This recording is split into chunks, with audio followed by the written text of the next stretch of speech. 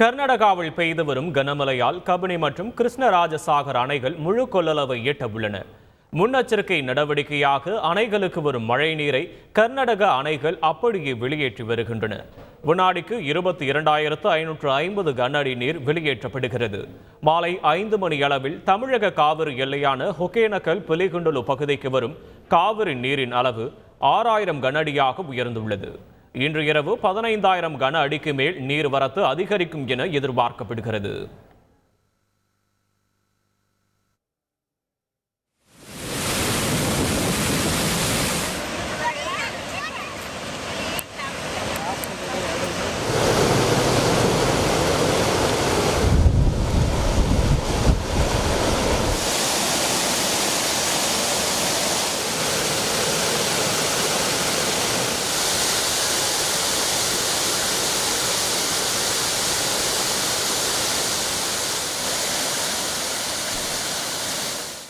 உடனுக்குடன் தெரிந்து கொள்ள உடனே சப்ஸ்கிரைப் பண்ணுங்க.